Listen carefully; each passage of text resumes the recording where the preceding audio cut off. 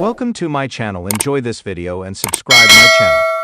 In my opinion, Pedro Jimeno isn't as bad as the family Chantel made him out to be. I was excited when I first watched Pedro and Chantel Everett overcome family drama and tie the knot in 90 Day Fiancé Season 4. I thought they had the potential to be an influential couple, like Lauren and Alexei Brovarnik or David Toborowski and Ani Suwam. Unfortunately, Pedro and Chantel disappointed viewers, including me, by making poor decisions. They allowed their families to cause problems for them, leading to endless drama. When Pedro and Chantel returned to the family Chantel Season 4 and purchased a new home, they appeared excited to live independently away from their families. However, they struggled to overcome past issues and deal with ongoing interference from their family members. Pedro began to distance himself from Chantel, leading to speculation that he was being unfaithful to her. This and his disrespectful behavior damaged his reputation and made him appear to be a terrible husband. In the family Chantel Season 4, I ultimately watched Pedro asking Chantel for a divorce, leading to a tumultuous end to their marriage.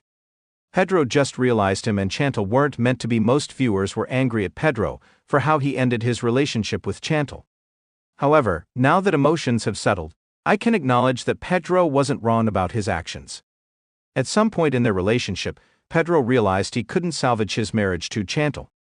He discovered Chantel would never meet his expectations as a wife. Raised in a middle-class family in the Dominican Republic, Pedro aspired to achieve great things in adulthood. Pedro realized after a few years into his marriage that Chantel didn't share the same zeal for life as him. There was no way for him to end things amicably when asking Chantel for a divorce after she had brought him to the United States on a K-1 visa. Initially, he attempted to overlook the issue by focusing on his job, but this only made him appear worse and made Chantel feel as though he was cheating on her with his colleagues. Ultimately, the TLC star had to request a divorce from Chantel because he didn't see a future with her. Chantel's mother, Karen, was more of a villain than Pedro. Chantel's mother, Karen Everett, was a troublemaker from the beginning. Karen seemed to take on the role of the show's main star, trying to appear intimidating. She accused Pedro of being a sanky-panky and even threatened to tase him. Karen was a source of the conflict between Pedro and Chantel, leading to countless fights and family disputes that could have been avoided if she hadn't interfered in her daughter's marriage. She even sparked one of the most intense fights by inviting Pedro and his sister, Nicole Jimeno, for dinner and provoking an argument. The situation escalated with Pedro fighting Chantel's brother, River Knight. However, Karen didn't take steps to resolve the conflict. Instead, she remained in the background, enjoying the drama.